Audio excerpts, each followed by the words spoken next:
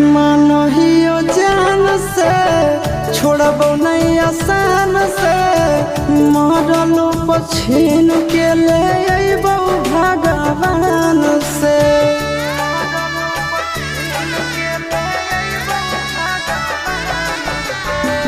मानहियो जान से छोड़बो नहीं आसान से मरलो पछीन के ले अइबो भगवान से।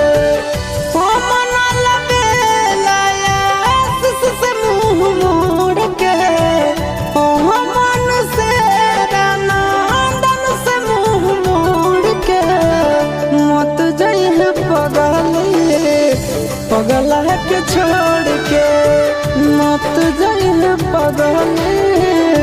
पगला के छोड़ के।